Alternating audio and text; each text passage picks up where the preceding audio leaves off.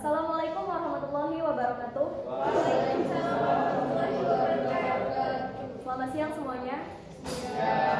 Salam sejahtera untuk kita semua. Terima kasih atas kesempatan yang telah diberikan oleh Ibu Eka Purwardani selaku dosen pengampu pengantar ekonomi mikro. Pada pertemuan kali ini, kami akan membahas materi mengenai penawaran. Sebelum masuk ke pembahasan, izinkan kami memperkenalkan diri dengan saya sendiri, Juliatun Nazira, selaku moderator sekaligus pemateri 1. Saya Jessica Randa sekaligus pemateri 2. Baik, langsung saja ke materi. Sebelumnya, kalian pasti sudah asing kan mendengar istilah tawar-menawar. Jadi di sini kita asumsikan diri kita sebagai seorang penjual atau pedagang. Pada saat harga sebuah barang naik, maka kita akan berusaha untuk menjual barang tersebut secara menyeluruh untuk mendapatkan keuntungan yang banyak. Sementara jika harga turun, maka kita akan malas menjual barang tersebut karena tidak akan mendapatkan keuntungan yang besar. Jadi dapat kita ketahui bahwa hubungan antara harga dan barang pada fungsi penawaran selalu berbanding lurus atau positif. Nah, dapat kita simpulkan juga bahwa penawaran adalah banyaknya barang atau jasa yang ditawarkan oleh produsen ke konsumen dalam jangka waktu tertentu. Hukum penawaran menyatakan bahwa ketika harga suatu barang meningkat dan ceteris paribus atau faktor-faktor lain dianggap tidak ada perubahan, maka jumlah penawaran barang tersebut juga akan meningkat. Ada beberapa faktor yang mempengaruhi penawaran. Faktor yang pertama yaitu jumlah produsen. Semakin banyak jumlah produsen, maka semakin banyak pula jumlah barang yang akan ditawarkan. Misalnya, jika beberapa produsen es krim memutuskan untuk berhenti berjualan keluar pasar, maka tentu jumlah es krim yang dijual di pasar akan turut berkurang. Faktor yang kedua ada faktor alam. Pengaruh alam juga dapat mempengaruhi penawaran untuk pada produk pertanian dan perikanan. Misalnya, bagi para petani padi, iklim yang tidak menentu dapat menyebabkan gagal panen. Akibatnya jumlah beras yang ditawarkan akan berkurang. Faktor yang ketiga yakni ada prediksi produsen terhadap kondisi pada masa yang akan datang. Untuk memahami poin ini, ada contoh kasus misalnya. Produsen meramalkan bahwa akan terjadi kenaikan harga pada beras di bulan depan. Maka pada bulan ini, produsen akan mengurangi stok penjualannya dan menunggu hingga bulan depan untuk mengeksploitasi keuntungan yang mungkin bisa diperoleh akibat naiknya harga. Baik, pembahasan selanjutnya akan dijelaskan oleh rekan saya. Jadi untuk rumus penawaran sendiri yaitu adalah QS sama dengan A ditambah BP. Jadi yang pertama saya akan menjelaskan beberapa soal penawaran. Untuk soal sendiri kalian bisa buka di HP kalian, yang dimana diketahui QS adalah 20 ditambah 4P dan P sama dengan 35. Lalu tinggal kita isi dari rumus ini. Kita tahu tadi QS-nya adalah 20 ditambah 4P. Nilai P ini kita ganti dengan 35, di mana jadi 20 ditambah 4 dikali 35. 20 ditambah 4 dikali 35 hasilnya adalah 140. Jadi 20 ditambah 140 adalah 160. Kesimpulannya adalah jadi jumlah tas yang ditawarkan adalah 160 unit ketika harga tas adalah 35.000. Lanjut untuk soal yang kedua, yaitu tentang upah penawaran. Diketahui titik awal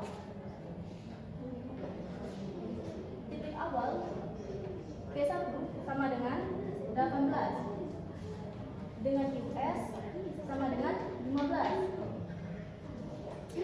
Dan untuk titik akhir P2 sama dengan 30 dan QS sama dengan 45. Karena di sini disuruh minta menggambarkan grafik atau membuat gambar grafiknya, tinggal kita tulis ini 0 dan 0.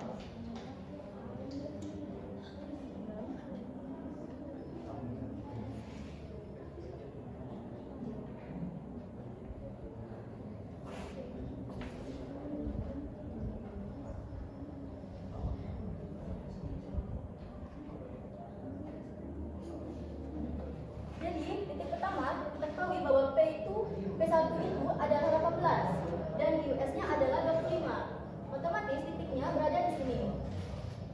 Yang kedua, P2-nya adalah 30 dan QS-nya adalah 45.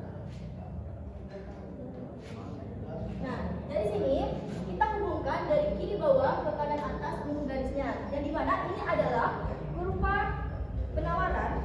Kesimpulannya adalah kurva ini miring dari kiri bawah ke kanan atas atas yang menunjukkan bahwa semakin tinggi harga, maka semakin banyak barang yang akan ditawarkan oleh produsen. Selanjutnya adalah contoh soal dari kurva pergeseran. Diketahui QS sama dengan 10 ditambah 4P. Dan P adalah 10 atau 10.000.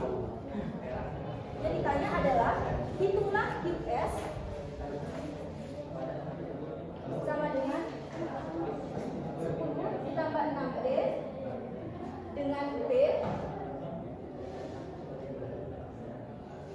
tetap yaitu 10. Cara menghitungnya adalah yang pertama kita akan menghitung QS 10 ditambah 4P dengan P-nya itu 10. Jadi QS sama dengan 10 ditambah 4P. Untuk P-nya kita ganti ke 10. Jadi 10 ditambah 4 dikali 10. 10 ditambah 4 kali 10 sama dengan 50. Jadi totalnya adalah 60.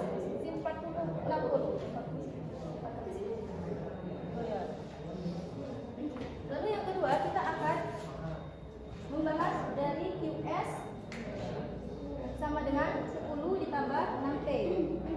P-nya masih sama yaitu 10. Jadi 10 ditambah 6 dikali 10 sama dengan 10 ditambah 60. Hasilnya adalah 70. Jadi ini adalah kurva awal. Kurva awal. Dan ini adalah kurva pergeseran atau kurva akhirnya. Nah, untuk gambar kurvanya sendiri,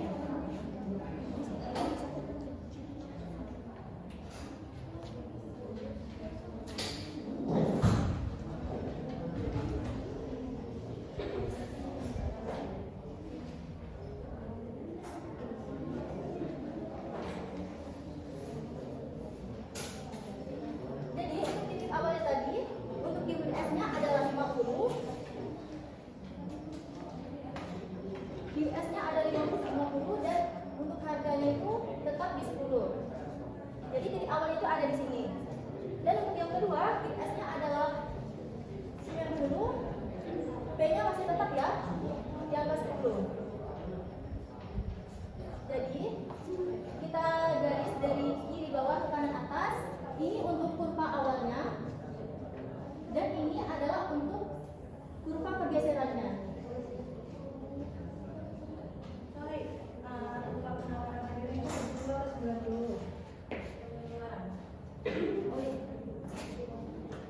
Oh iya 70. Salah. Sini berarti. Nah, untuk kesimpulannya jadi kurva penawaran bergeser ke kanan menunjukkan bahwa pada setiap harga jumlah barang yang ditawarkan meningkat karena penurunan biaya produksi.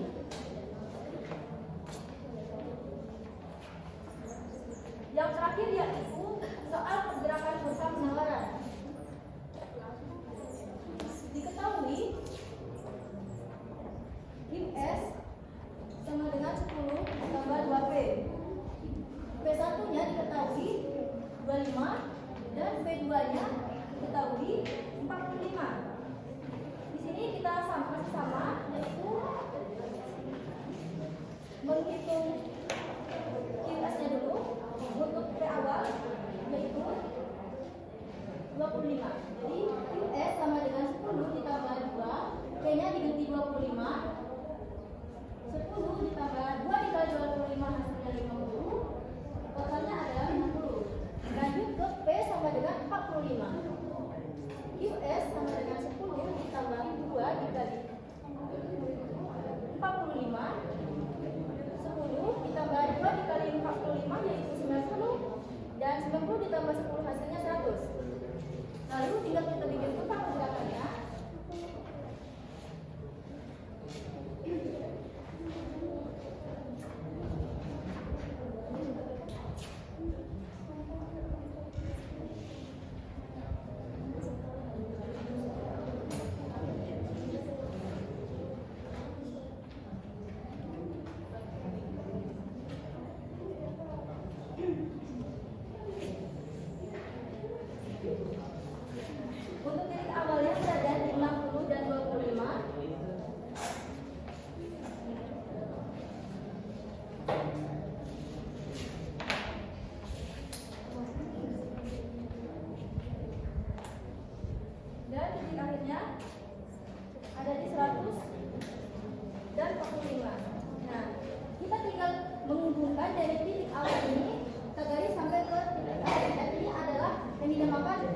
pergerakan.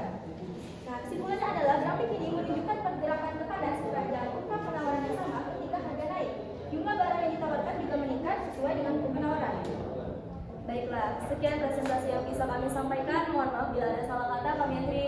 Wabillahi taufiq wal hidayah. Wassalamualaikum warahmatullahi wabarakatuh. Waalaikumsalam.